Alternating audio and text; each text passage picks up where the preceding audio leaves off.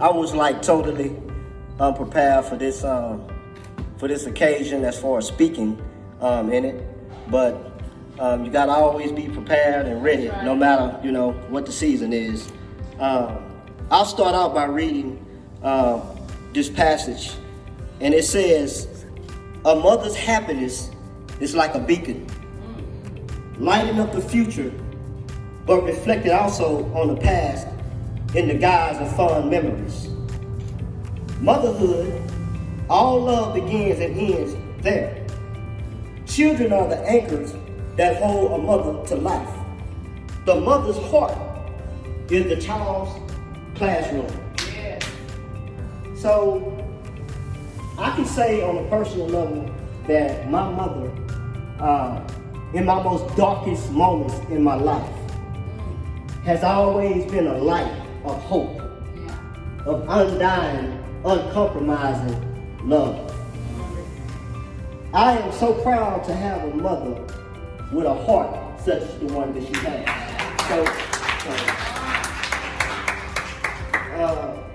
Since you're my family, most of you know me when I was a kid and I was just so unruly. You know that I was a kid that pretty much lived with no direction, no purpose, no vision, and things of that nature. And normally, when you're that type of individual, when you're that type of kid, people turn their backs on you. Yeah. And it can be family, it can be friends, it can be someone who has just heard of your reputation. They're gonna turn their back on you.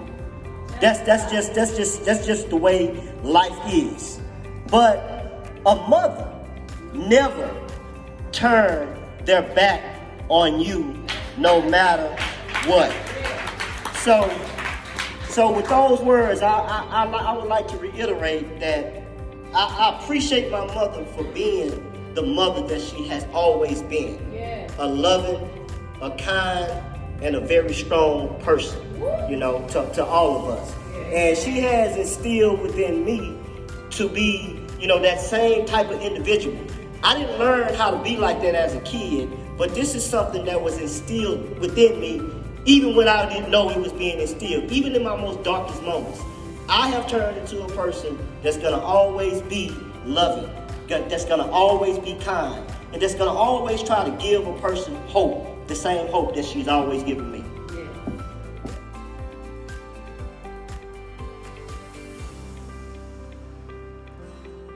How everybody doing? Good. Everybody looking good. I see y'all out there.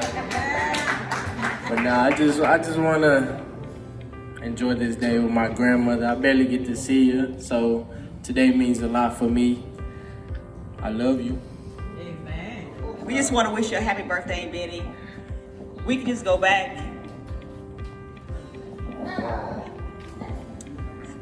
many years. You was always there for us. You was always the easygoing Amy. You was always the one that we could come while you were out having a good time and say, Amy, we need some money for some food. We need some money for some candy. And she would always give it to us. The days when we were having fun, we loved to play cards.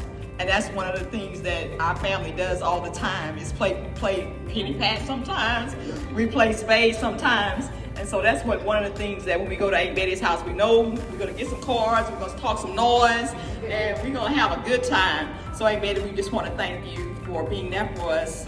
Even when my mom's not there, you was always there for us. So we just wanna thank you.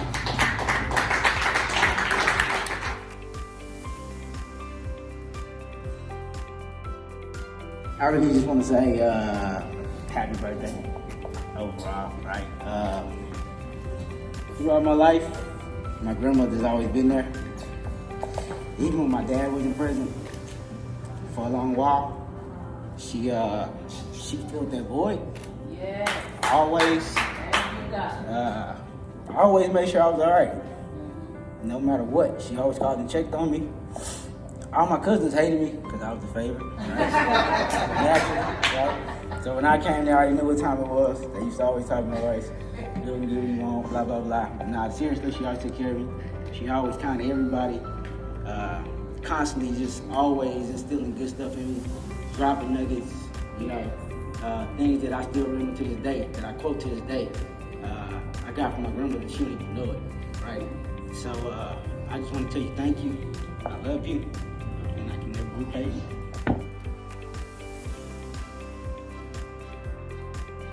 First of all, give thanks to God. If it had not been for the Lord on my side, I don't know where we would be.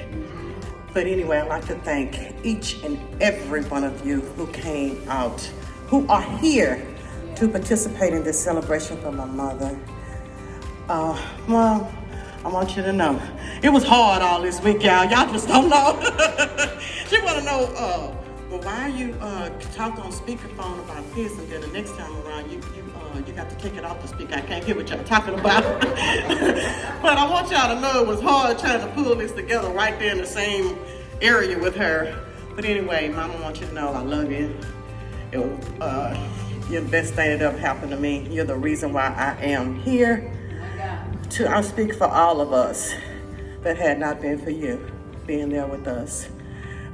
We have some ups and downs, but she's still Mom. I don't know where I'll be without her. Love you much. Oh, Mama, you know I love you. I've been with you 50-something years. Is that all? But on the serious side, Mama, you're the greatest. And I love you, okay? Thank you. Well, I guess y'all forgot I was the one that didn't talk. And I still don't talk. I don't know what to say, but anyway. Sandra, you did a beautiful job to getting this together. It is nice. I was surprised when I came in here and seen it. Mother, you've been there always for me. When I needed a bed, you gave me your bed. And gave your bed to, a whole lot of grandchildren, other children. You would give it up at any time. That's your heart. That's God within you, showing how you are. And I love that. And I thank you for being my mother. Amen. Come on, let's put our hands together and give God a big hand for us. And my sister Clara is walking in or rolling in. Hallelujah. Look at God. Looking pretty too. Hallelujah. This is beautiful. This is beautiful. One thing I was telling my mom, I said, this is a moment that we can't go back over and do it again. It's a moment that we truly have to cherish. We have to put our minds around this and really remember the good days, the smiles, the whoopings, the beat downs. I'll never forget, Mama told us not to go to a party, and we snuck out the house. Well, at least I did. And it was right upstairs, but she did the craziest thing. When she got us in the house, or got me in the house, I guess somebody tried to tell me it was over. But when we got back in the house, she had the nerves to put us in the front room by the window, by the stairs, and said, drop them. And she put a licking.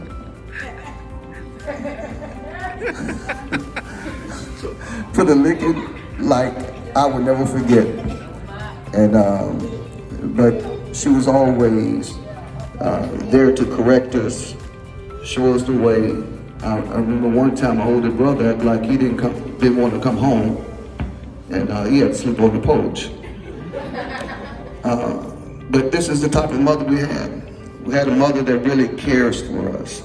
And one other thing that I would never forget, my baby brother, that he couldn't keep a secret for nobody.